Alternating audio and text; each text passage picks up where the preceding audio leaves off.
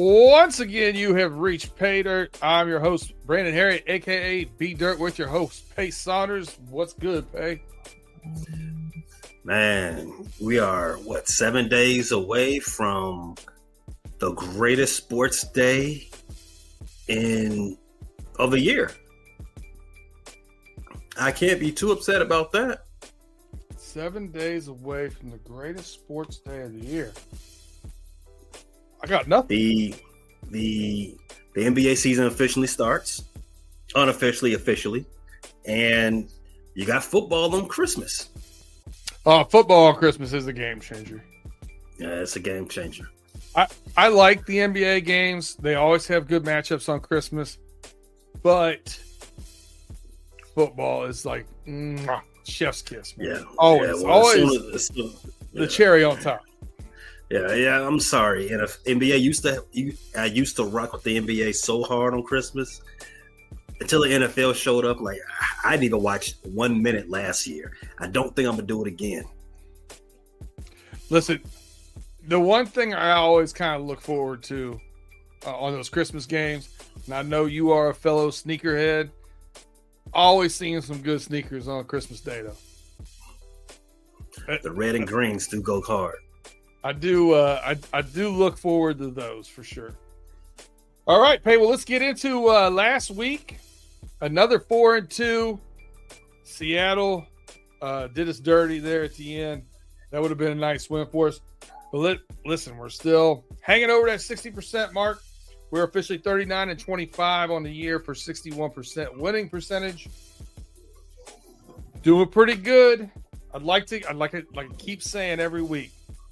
Can we hit that parlay one more time this year? One more again. One more again. I feel good about some picks again this week. Got some stuff to chat to you about, but I feel good about some of these picks. For me too. I've got on my sheet, I've got 10 picks. Hopefully you talk me out of the bad ones. So you can scratch that Bears off right now. Oh, I've already told you last week. They are not in any more parlays for me this year. But I do have that game on my slip. Just FYI. We'll talk about it in a second. All right. We got Tim in the building. We got Luft. Whoa. What is this? Krieger? Skull Vikings. That's his skull name. That makes sense. All right. We'll take it. He wants us to make him some money, Pay, so why keep him waiting?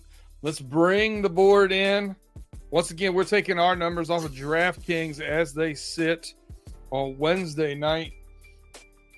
And, man, I think there's no better place to start off than what Mr. Tim Lyons says right here, right now. We'll let him start it off. He said, you better have Notre Dame on that bet slip. Pay. What's your take on this Notre Dame-Indiana game? Indiana's at Notre Dame. Notre Dame's favored by 7.5 points. So, you already spoke it up. Notre Dame they kick off the college football playoff as a 7.5 point fave over their in-state, I don't want to say rival, in-state neighbor. On Friday night, no less. Yeah, on Friday night during the homies. So if you're not interested in football, check out the homies instead. But in any case, so this game, the Irish are playing the Indiana Bloomingtons or whatever they're called. I actually think Indiana might be a better team than Notre Dame on the field, right?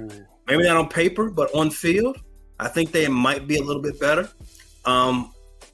So start off right here. We have a lot of big spreads for the first round of college football playoff, and that is where I'm hitting. I'm hitting the underdog on this one. I like Indiana to cover that 7.5. All right. I don't know how much you got to watch Indiana this year. I did get to watch them several times. I also got to watch Notre Dame several times. Here's where I think the matchup gets a little uneven. Listen, everybody loves Curt Cignetti, Rah, rah, rah, saying the cocky things. I love him. It's just great. It's great for the sport. Get him talking about Indiana. When it comes to the big uglies, man, I think Notre Dame's got too much of an advantage here. I do think they have similar, maybe a little bit better play at quarterback, but similar play at quarterback. Wide receiver, running back, offensive line, I think, is where Notre Dame wins this in the trenches. And I think they win it going away. I'm up here. Listen, Tim's got a 34-17. I'm saying maybe 41-14. See, you think they win in the trenches. I think the Catholics are a little too finesse. I think Indiana can make this game a little bit more sloppier. I didn't say Indiana was going to win. I just think it's going to be a lot closer than 7.5. I watched a Michigan team dominate a second half against Indiana. No one that Michigan beat has any rhyme or reason being in this playoff. Now, granted, they only beat them for one half, but they beat them up in that second half. And I think that showed the blueprint. And then Ohio State beats Indiana up with, nonetheless, half of their offensive line out. I mean, I give the nod here to Notre Dame. You're gonna have to put it on the slip for me. We're gonna have to bark this one out. This is one of my more than one unit plays.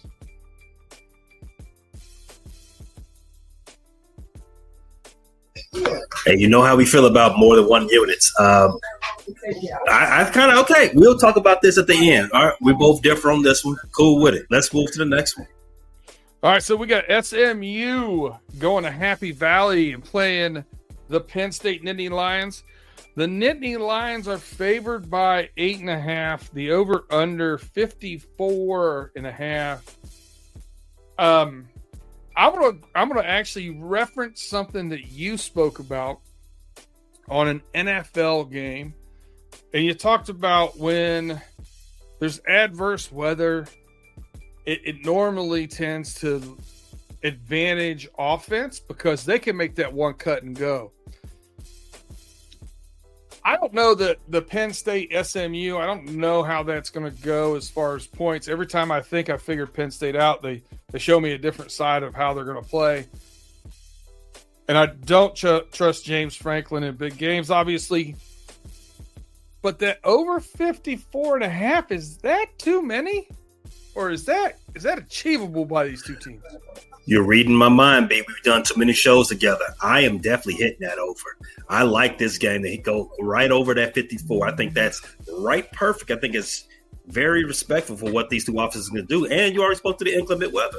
I think too much would have been 61.5. 54, just right. Hey, likes. So you're thinking like a 34-27 game, something like that? Get in there. Let's go 30-28, possibly. Again, that would also mean SMU covers, but I won't put that officially on the slip.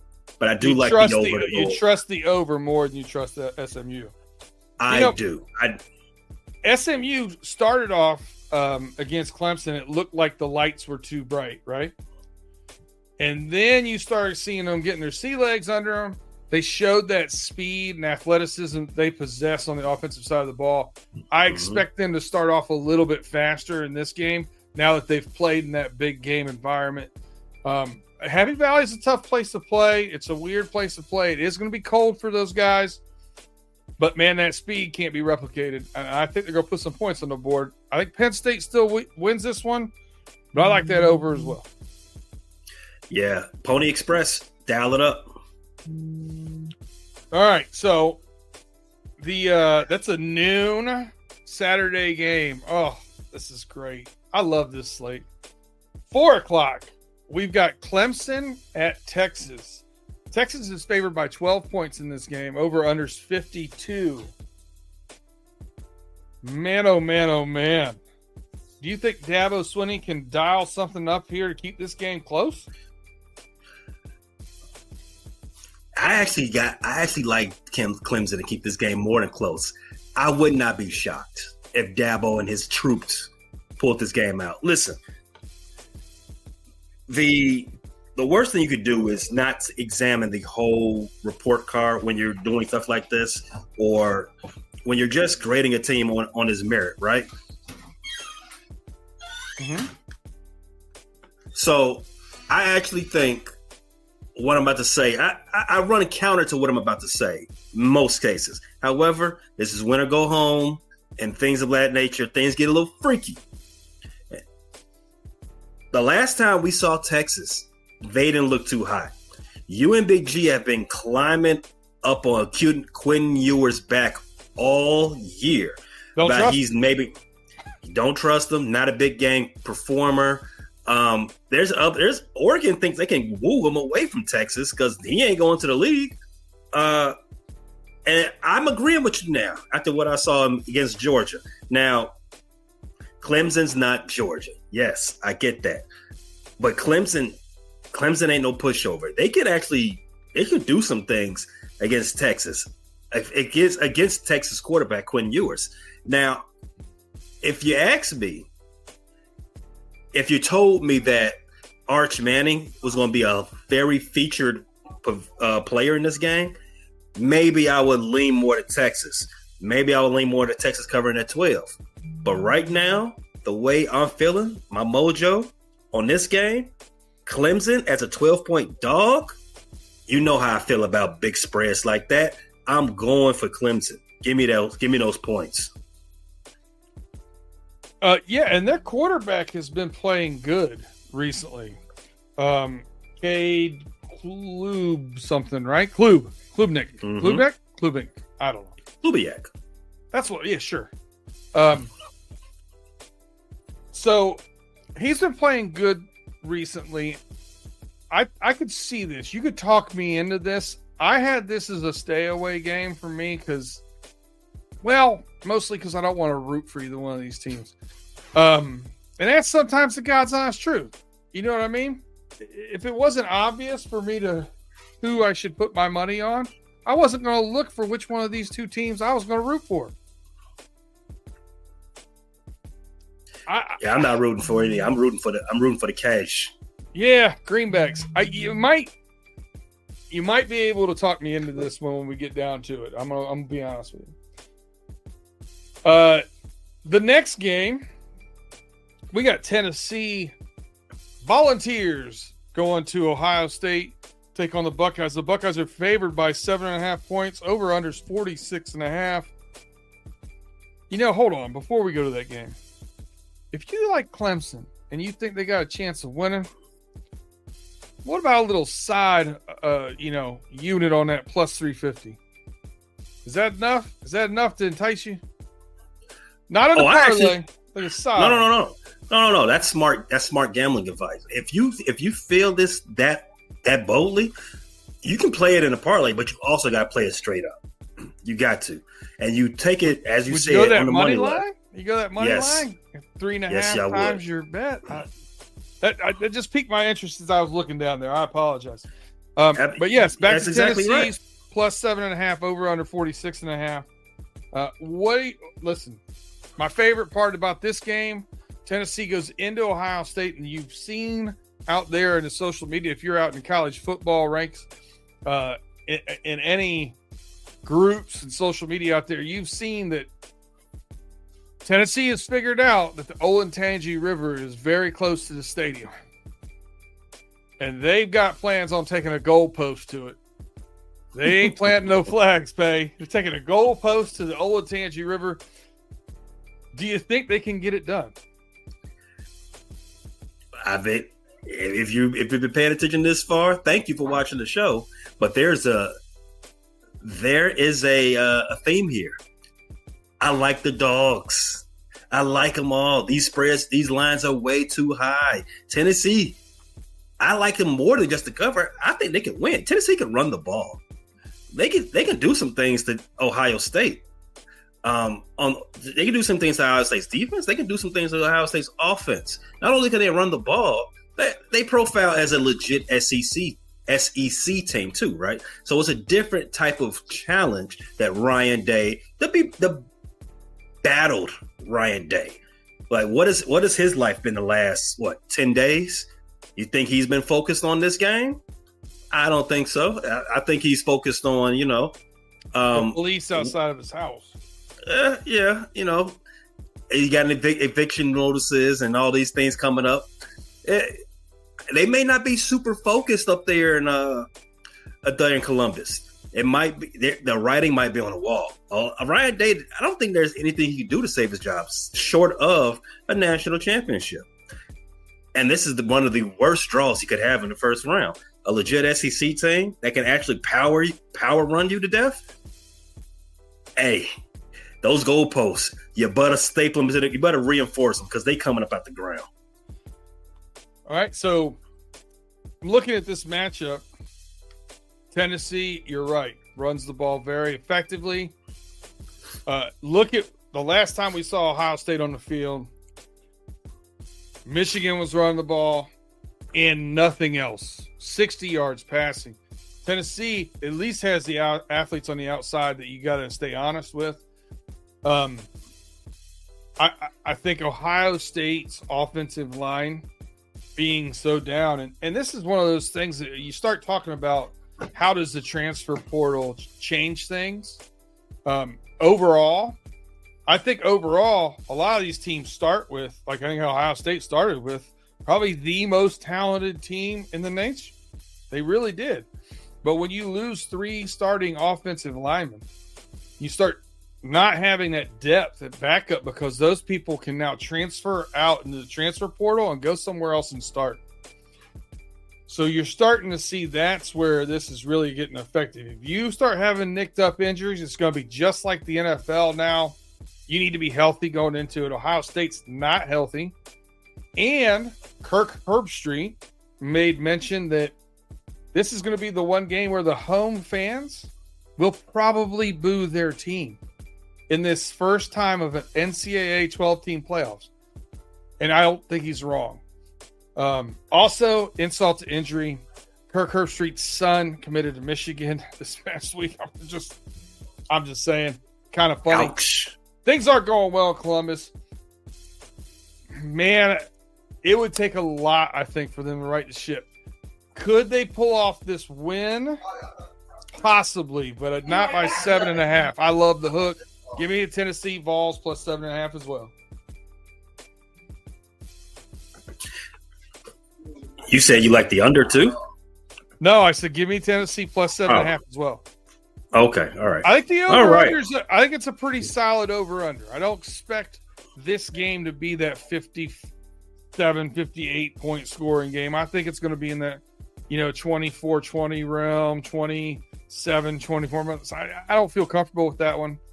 And I'll tell you what else, and we just really started right in on this Notre Dame, Indiana. There are some other games on the slate here for Friday. Mm-hmm. But these teams, when you're not really paying attention to who's playing, who's in the portal, who's in the declared for the draft, who's sitting out, it's risky business.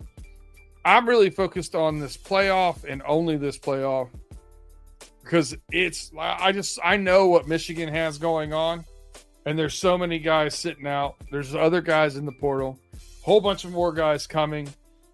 It's just hard for me to put my money on stuff that's so volatile. I'm not sure how you feel about it. Oh, no, I feel exactly the same way. I can't play with the church's money. You can't play with Payday's money either. I will prefer, if I'm feeling a little degenerate, if I'm up, maybe I might do a little in-game betting, but definitely not beforehand. It's too volatile, like you said. This ain't Bitcoin. I can't trust it. I'm right there with you, man. Well, hey, that is the NCAA portion of this PayDirt. Then we're going to hear from our sponsors here for a quick commercial break. We'll be right back in a few moments. If you're listening to us on Apple Pod, Google Pod, wherever you get your podcast, please subscribe, get that thumbs up, hit that bell, do that 5-star rate and review. If you are with us on YouTube, please make sure hit that thumbs up and share us. Tell a friend about us, and we'll be right back to win you some more money.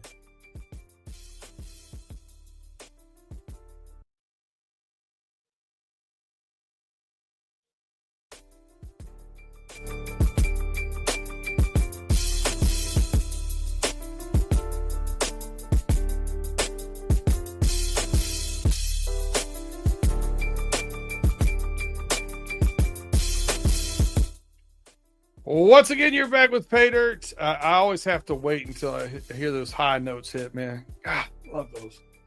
Shout out to Mon. Man, this is probably the best of the music I've gotten from him so far for any of our shows. I love this one. Big fan. All right, Pay, let's get into some Sunday or Thursday NFL. Thursday NFL action, Saturday NFL action. I almost skipped some stuff. I was going to ask you, man, at 4:00 on Saturday, what are you doing? You've got the college football playoff. I think that's the SMU Texas game, not SMU Texas, but you got Pittsburgh and Baltimore playing, and SMU Clemson, and you got Pittsburgh and Baltimore at the same time.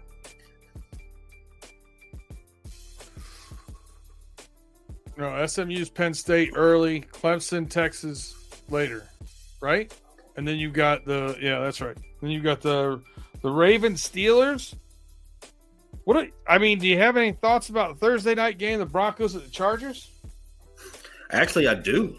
So this one's come with chock full of playoff implications. So it's going to be a very entertaining game, just from that standpoint alone. Last time we saw both of these teams, they're victorious. But both of them are very good defensive squads.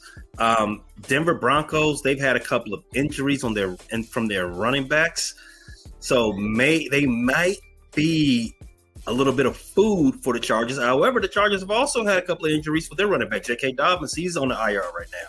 So you got to have a slug match really between Justin Herbert, the experienced guy, used to be top 5 quarterback in the league, not there anymore by most people's standards. And you got the rookie, Bo Nix, the oldest rookie you've ever heard of outside of Chris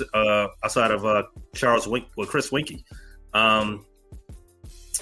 For me, just looking at it like this, I like the Denver Broncos to cover the 2.5. I also, because I do respect both teams' defense, I like the under. Ooh, under 41.5. Oh, man. I can't root for under that low. Hey, man, this is, if there's any game that profiled as a 13-17 game, this would be it. Well, this is going to be a tough game. Both these defenses are good, too. I don't know. You might be onto something. I had this as a sit it out game, though. For me, I think this is one of the rub hands like Birdman games of the NFL slate for Week 16. Just because there's so many ways this game can go. I like games on that type of spectrum. And not only are both teams good defensively, the pace of play from the Chargers all season is very deliberate, is very slow. Mm-hmm. Jim Harbaugh, baby. That leads right into my under. And then on the other side, like I said, Bo Nix, he's a rookie. Even though he's 37 years old, he's still a rookie. You expect, rookie players in a big game like this? Hey, I don't think both teams can score over 22. That's just all I'm saying. Bengals need the Chargers to win if we win out. That's what Tim Lyon says. That is true. I was waiting until we got playoffs. I was waiting until we got to the Bengals game before I even brought that up. But I remember Tim Lyon saying the season was over. Huh. It is. Listen, Bengals fans, stop talking like that. No, don't do that. No reason to get your hopes up about it. No, none. All right, so let's go into that. Saturday slate starts at 1:00 for the NFL. Houston Texans go to the Chiefs. Chiefs are favored by 3.5. The over/under is 41.5. Can you believe that we are sitting here in the year of the Lord 2024, and the Houston Texans with C.J. Stroud are playing the Kansas City Chiefs and Patrick Mahomes, and the over/under is 41.5. What a disappointing season these two are having, huh? Is it? Me and you, we talk a lot. Some of this was already known prior to the season starting, right? The surprise here is how bad Houston's offensive line has deteriorated, and how bad what type of weight that carries on an offense. Shout out to my Bears fans. So the issue with Houston is that they can't block interior. Both guards in the center are terrible. All their sacks come from those three positions. That's an issue because Chris Jones is a madman. Yep. Right. He's a madman, and that even though the Kansas City Chiefs, their defense has taken a step back in the last few weeks, not as mauling and suffocating as usual, but they're still very, very good. Kansas City on the other side, we all know Pat Mahomes, he's hurt again. He's got another Steph Curry injury, right? That offense has been very disappointing, to say the least. Travis Kelce, he has one good Travis Kelce game a month. If he's not washed, he's very close to it. And cherry on the top, they always win close, right? And the spread right here tells you it's going to be a close game. So for me, it's not as easy as other weeks. I think the bookies, the odds makers, they've caught on. Stop making the Chiefs a 10-point fave. So for me, I'm going to stay away from this game. I don't see the juice ain't worth the squeeze, as they say. Yeah, I mean, I want to bet the over, but I don't believe in it. No. So I agree with you, man. This is unfortunate, but I gotta stay away from this one. Man, what a difference losing Rashee Rice made for this offense, though, huh? It immediately looked different for Kansas. Remember how everyone said, "Oh yeah, they traded for Nuke. They're going to be a lot better now. Super Bowl 3-peat." I forgot he was on the team. Yep. All right. Go to that 4:30 slate that you referenced earlier. We got the Pittsburgh Steelers traveling to Baltimore. Baltimore favored by 6. Over under 45. What's your thoughts on this game? Man, why they make Baltimore this heavy of a favorite? Come on, man. Give me something to work with. Because you already know how this is playing in the Steel City, Western Pennsylvania.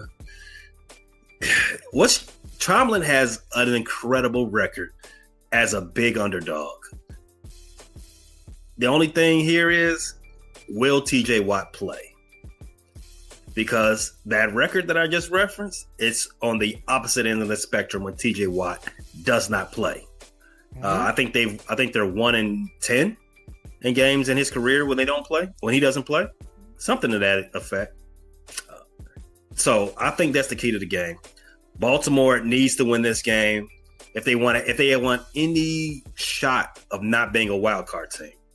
They have to win this game, and they don't want to get swept by their rival, right? I mean, so they're gonna be very charged up at M&T Bank Stadium, and as they should be. Pittsburgh's coming off a very tough loss to their in-state rivals, the Philadelphia Eagles. They got beat up pretty soundly. As I said, TJ Watt got hurt late in that game with a low ankle sprain. Russell Wilson reverted back to Denver Russell. But Sierra's still there. She's still popping. If this was any other variants, if I would gladly take Baltimore. But because there's so much up in the air, again, this is another one I'm pushing away from the table. I don't want seconds. What did Roquan Smith say about this game? He said this is a, quote, check your manhood type of game. I miss Roquan being a Chicago Bear. Well, since it's a check your manhood game, I don't think I am going to step away from the table. I'm going to put my chips in here. And if you listen to the homies on Friday nights, first of all, if you don't, shame on you. But if you do, 2 weeks ago, you would have already heard, 2 Fridays ago, I should say, you'd have already heard that I have a little bet with Mr. Big G. Because I said the Steelers are going to get beat by the Eagles, and then the Steelers are going to get beat by the Ravens. Now, did I think they were going to get beat by a touchdown or more? I wasn't sure, but I think now even with TJ Watt, if he does play, I don't expect him to be at full strength. And I think that makes a huge difference. I also think that we saw some ways to attack them in this game that I think the Ravens are going to take advantage of. And like you said, they really need it. I take the Ravens -6 here.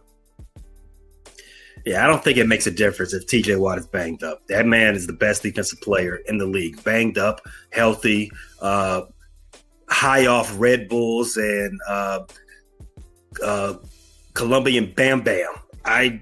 Does not matter. It does not matter. Snowflakes and the devil's dandruff, whatever. The man is a wrecking ball.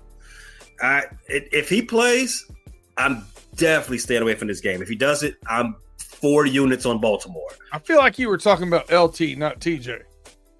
Oh. I'm just saying. Maybe. I think TJ just like on some prime hydration or something like that. Well, you know what? Sometimes TJ reminds me of LT. On the field. All right. Yeah, off the field, not quite there. We got the Eagles at Commanders kicking off the 1:00 slate. Anything there? Eagles and Commanders. Nothing really. Philly, they asserted their dominance last week. I've always thought Washington was punching above their weight all season, even when they was high flying and everything. After they did what they did to your team, I didn't think that was representative of what they really are. I expect Philadelphia to win this game. I expect Philadelphia to win this game comfortably against their division foe. However, division games can be a little hazy at times, a little dicey, just a little bit. But still, I think there's a sizable gulf between these two teams. Let's just call it at that. So are you on it or are you off of it? I'm off of it. For me, I really don't want to entertain this game. 3.5 is fair, as you say, it's a division game. If there's anything, I take Philadelphia to win outright, which is no fun, but we'll do it anyway. I feel you. Hey, listen, I know that I told you no on the Bears. No on the Bears. Detroit is favored by 6.5 points going into Chicago. Over under 48. Detroit has 732 guys on IR. Oh, it went down. Somebody came back? Are you willing to take the Bears plus 6.5? The argument for taking the Bears 6.5 would have to start at the Detroit Lions injury concerns. Well, not concerns, but woes, right? And them being at home. I think that's the best argument you can have. I think the Bears have checked out. To be fair, to be honest, I think they've checked out. I don't think they've got any more dog left in them. I think most of the team is mentally already started packing their bags for Tulum. Already started, getting their wives, girlfriends, side chicks, and mistresses, getting their vacation packages already settled. I don't think the Bears are playing football anymore. I think they're just biding time until these last 3 games are over. So I would not advise putting anything on the Chicago Bears covering this spread or any other spreads the rest of the game. However, I do want to let you know this. One thing about the Bears has been fairly consistent all week I mean, not all week, but all season, is that they suck at defending running backs, whether that's rushing or just in general out of the backfield. Jahmyr Gibbs has that backfield all to himself now. So you know what I'm doing? Big day. I'm taking Jahmyr Gibbs over 100 combined yards from scrimmage. I like that one. I'll tell you what I'm also going to continue to roll with is the Lions over. Over 48. Give it to me. Slam dunk. They're going to give up 24-21 to this Bears team, regardless of how bad they've been playing, because they don't have anybody on defense anymore. They lost 2 more defensive backs. They lost 2 more defensive linemen. There's no one out there. So I think they find a way to win this game. I think it's closer than what we think it's going to be. And I'm saying 31-28, man. I think it's a big score. So I'm going to take the over 48 in this game too. And I'm just going to continue riding. These two teams have not shown me in the past several weeks they can play defense. For about 5 weeks, I think, 4 or 5 weeks, I've been riding these overs constantly. And I've hit all of them but one. And I missed that one because the Cincinnati Bengals missed a field goal. So give me this Bengals over. Cleveland Browns going to Cincinnati. Bengals favored by 7.5 points. Over under 47. DTR, Jameis Winston, it does not matter to me. The Bengals will give up 20-plus points to anybody playing quarterback. And the other thing about that, even though the Cincinnati Bengals defense has been terrible all season, DTR was named the starter yesterday, right? So the Bengals kind of got like a late start on preparing for the new quarterback. You always see this in the NFL. A quarterback change midweek or right before kickoff, it throws the defense off. So just from a preparation standpoint, I do not like that for the Cincinnati Bengals' chances of keeping that team out of the end zone, or at least out of the red zone for that matter. The Cleveland Browns, they've won a game already this week when they switched quarterbacks midweek.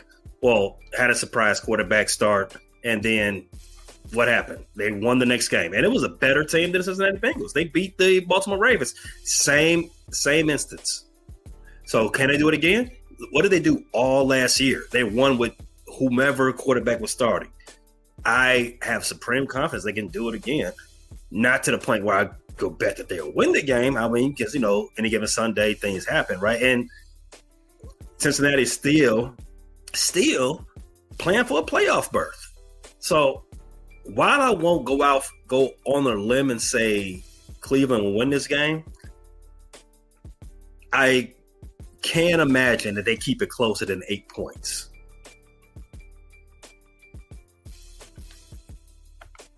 I got over 47.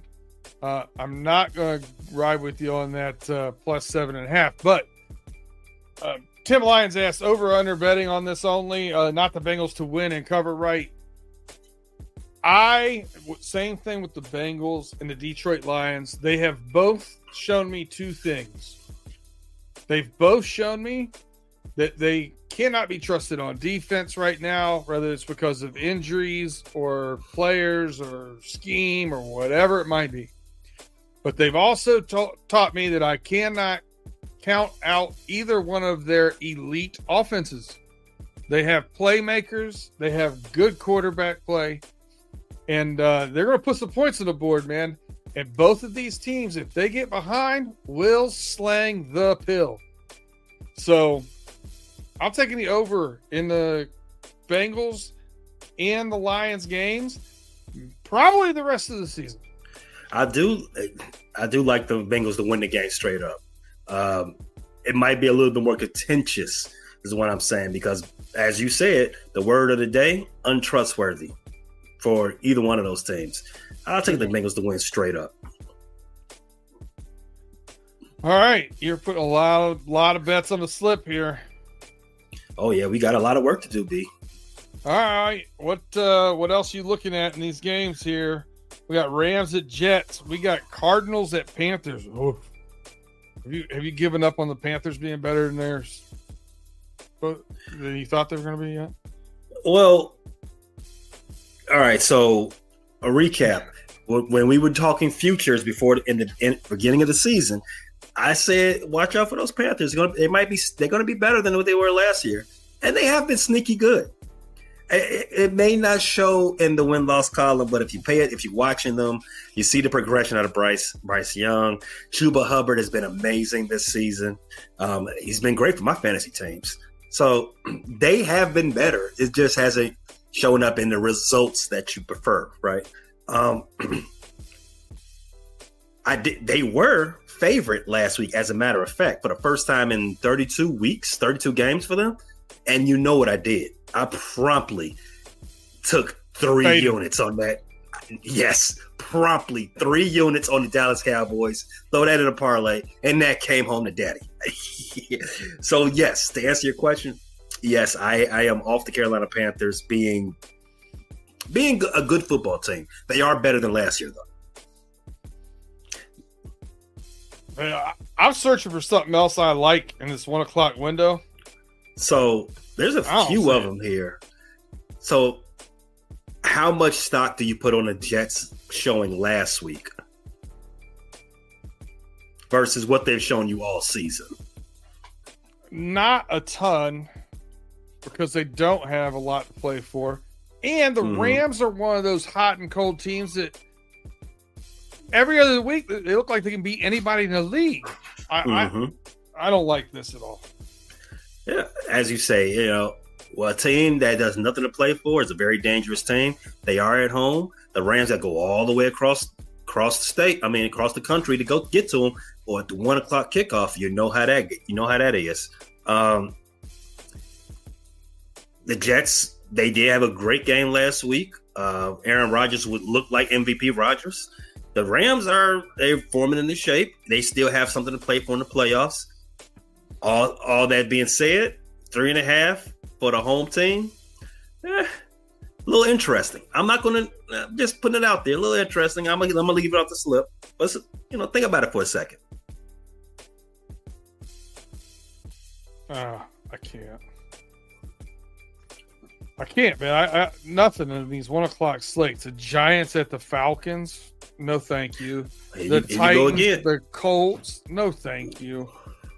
Michael Penix Jr. is making his first start, so I'm sure that you think the Falcons are probably going to get behind him and rally. And 8.5. No. Not necessarily a rally, but more so the other team has less chance to strategize for the quarterback, right? And we're talking about the Giants here. The Giants aren't a good team. They're bad themselves. But 8.5 points is a lot of points. If it was 6.5, you might be able to talk me into this. Oh, agreed. I'm not taking this game. I'm just, as a matter of keeping everything on an even keel, the Falcons are trying to bust out of a funk. Let's see how they look Sunday. Then we have the Tennessee Titans at the Colts. The mayonnaise man has been benched for second or third time? I think this is number 3. So Mason Rudolph, I kind of trust more than I do Anthony Richardson, to be honest with you. What the Colts did against the Broncos last week, unexplainable. Jonathan Taylor dropped a ball running into the end zone, throwing laterals back and forth across the field. It ended up as a fumble recovery 6, technically. These two teams just frustrate me. Yeah, Will Levis benched again for the 3rd time this season. Matches his turnovers that he had last week. 6 turnovers against the Bengals. Oof. Yeah, and the Bengals game tried 10 combined turnovers in that game. Disgusting. I'm gonna stay away from this game. I've said, I will continue to say it. The Colts are the worst quote unquote good team in the league. They're 6-8. They're still in the hunt. They're still on the graphic, but I do not think that team's good. And then they're playing the Titans, they're better than their record, but they're not good either. So I'm gonna stay away. It's too high risk. All right, so I'm going to go ahead and say that we're probably staying away from the Jaguars at the Raiders in the 4 o'clock window, just because what are you getting from either one of those teams? I'm not even watching that game. So what else interests you here? I mean, is there Vikings, Seahawks, 49ers, Dolphins, Patriots at Bills? So let's run it down for everyone. The Vikings are a 3-point fave on the road to Seattle. Patriots are a 14-point dog going to see Buffalo. And the 49ers are a 1-point dog flying all the way across country to see Miami. Out of those 3 games, I would probably use a little bit of thought energy on whether or not the Patriots can cover that 14. I think it's a long shot. I wouldn't put it in any slip. If it comes down to it, I flip a coin like I'm Harvey Dent. I'll put it on the side, a little side wager. If I'm doing well after Saturday, I might be inclined to do the same, just because 14 is a lot of points in the NFL. It is. These are professionals. No matter what you think about either team, they are still professionals. They are the best in the world at what they do. 14 is absurd. So what I'm hearing from you is after this, 1 o'clock slate, after the witching hour, we got a little time to make some dinner and kind of hang out, counting our winnings before we decide on what to bet on this Sunday night football game and eat some good grub. We got Tampa Bay Buccaneers going to Jerry's World, taking on Dallas Cowboys +4, over under 48.5. What you got to say about this one?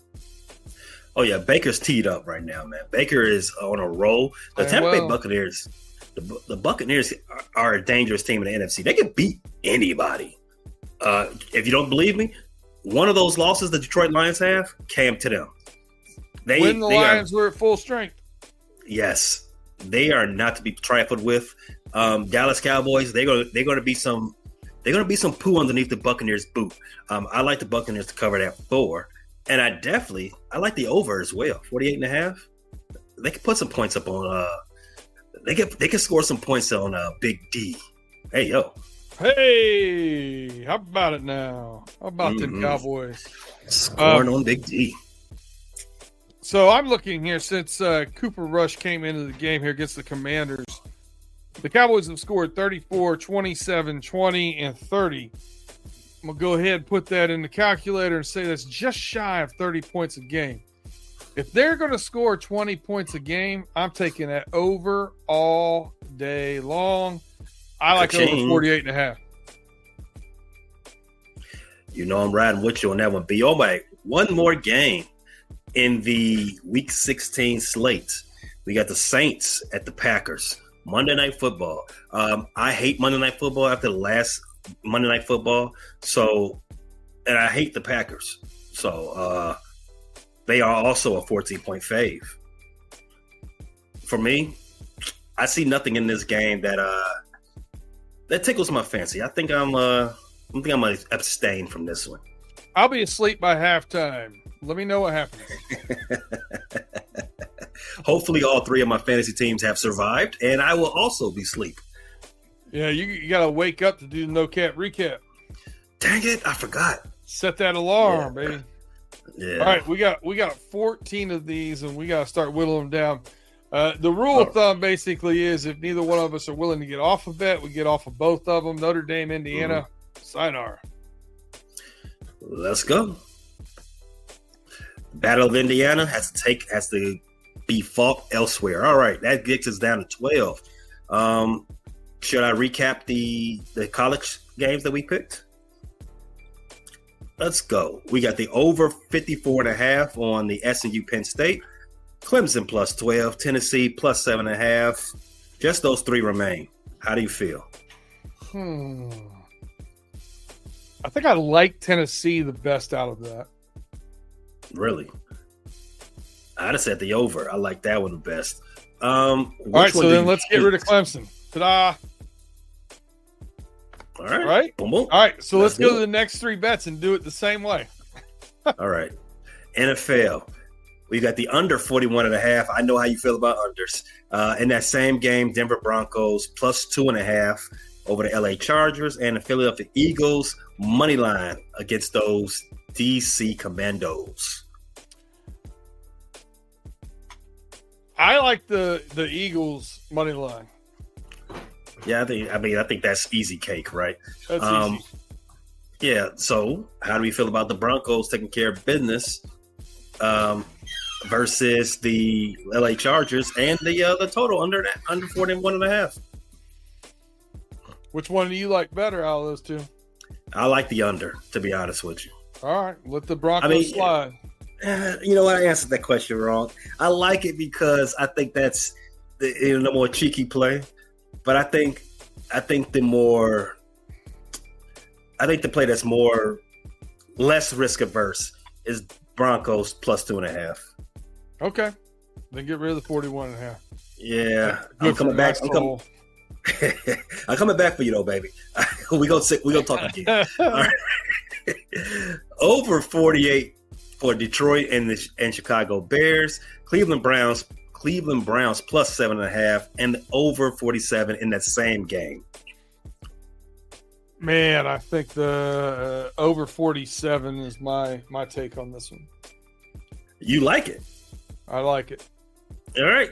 You know what? Browns keeping it close, 7.5. I'll throw that one away because I still got the Cincinnati Bengals winning straight up with the over 48.5, Tampa Bay at Dallas.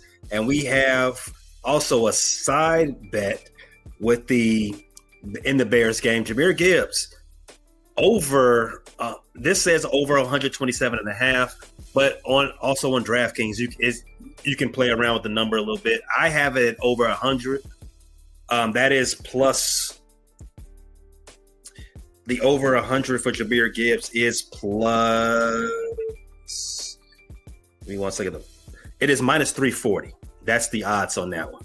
So our last 3, Bengals straight up over 48.5 in the Sunday Night Football game, and I got Jahmyr Gibbs total from scrimmage. So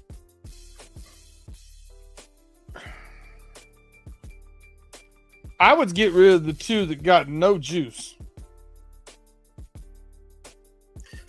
Oof. Wait, why don't we get rid of all 3 of these? That makes it that saves us some time, right? Okay. Let's get rid of all 3. Boom, boom, boom, boom, boom. Now we got right, 6. There's our 6. Pick you happy with 6. the 6B? I'm ecstatic about it. All I right. always like how we get to the 6. I don't always agree with them when I go in. I don't think you agree with all of them when we go in, but for some reason, 61% on the year, man, it don't lie. Yeah, that's true. So as a recap, over 54.5 in SMU at Penn State, Tennessee plus 7.5, Denver Broncos plus 2.5, Philadelphia to win outright, over 48, Detroit Lions at Chicago Bears, and over 47, Cleveland Browns at Cincinnati Bengals. You went way too fast for me. That is a 6-pick parlay for odds of plus 3,920. All right, well, you have to leave them right there because I'm going to write them down after we get out of here, but we have been doing this long enough. Pay, tell the folks where they can see you at next. Well, you can always see me at the Frustrated Chicago Sports Fan channel. The next episode to post after this one will be our preview for our game this Sunday with the Detroit Lions, our good old friends in the Kool-Aid Blue, the Honolulu Blue as they call it. Will we or won't we break this streak? Tune in to find out. She'll be on all your airwaves, wherever you get your podcasts, and on YouTube Friday morning. Good stuff. Hey, I will be live if you're on YouTube right after this. We will be doing 8:05-ish. We'll be doing PayDirt. We'll be doing Running Through the Jungle after PayDirt. So we're going to go through our reactions, and we're going to get into the upcoming matchup. Get 2-1 since I've been traveling a lot. For those of you who don't know, I apologize. Got a lot going on right now. I'm getting married, so missing some podcasts. Got some things to take care of, especially on weekends right now. So it's been a little touch and go. It'll work itself out here shortly. A lot less traveling, a lot less things until this spring. So just hang with me on those, but definitely check us out there. Still check out the homies on Friday, wherever you get that podcast. And Sunday, come over and check me out. I'll be in the chat giving some heck over there to Mod and Big G and Tate on the Know It Alls channel. We appreciate you guys rocking with us as always. That's Pay Saunders. I'm PayDirt. We thank you for hanging with us, betting with us, hitting that over 60%. And get back here next week, Wednesday, 6:30, 5 p.m. Eastern Time, live on YouTube as we hit PayDirt.